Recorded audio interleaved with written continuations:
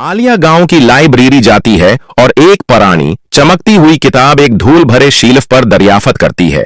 जब वो किताब खोलती है तो सफ़हात चमकने लगते हैं और एक छोटा सा जादुई दरवाजा नमूदार होता है। अचानक जिपी नामी बोलने वाली गलहरी इस दरवाजे से बाहर निकलती है। आलिया, ये किताब तुमने खोली। आलिया, मुझे तुम्हारी मदद की जरूरत है। रुको, तुम बात कर सकते हो। ये सब क्या हो रहा है? जिपी वजाहत करता है कि ये किताब जादुई दुनियाओं की कहानियां रखती है, लेकिन उनमें से एक दुनिया खतरे में है क्योंकि एक शरारती साया निमा मखलूक ने रोशनी का गोला चरा लिया है। आलिया और जिपी जादुई दरवाजे के अंदर कूदते हैं और एक रंगीन जंगल में जा पहुंचते हैं जहां हवा में तैरते फूल और चमकते दरख्त होते हैं। वो दोस्ताना मखलूकात से मिलते हैं जो उन्हें साया निमा मखलूक के ठिकाने का रास्ता दिखाती हैं। ठिकाने तक पहुंचने के लिए उन्हें एक पहेली वाले पल को पार करना होता है जहां हर कदम खोलने के लिए एक पहेली हल करनी पड़ती है।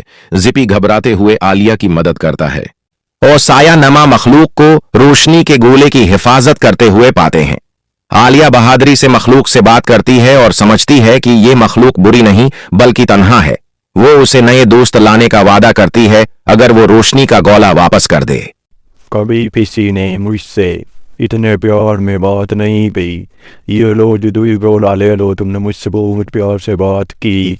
मखलूक रोशनी का गोला वापस कर देती है और दुनिया फौरन रोशन हो जाती है। आलिया और जिपी दरवाजे के जरिए लाइब्रेरी वापस आते हैं।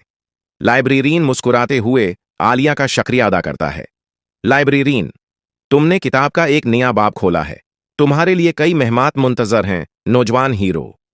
जब आलिया लाइब्रेरी से बाहर निकलती है तो वो देखती है कि जिपी किताब से हाथ हिला रहा है, जो मजीद मेहमान की जानिब इशारा करता है। अखलाक, मेहरबानी और बहादुरी सबसे अंधेरी दिलों को भी रोशन कर सकती हैं।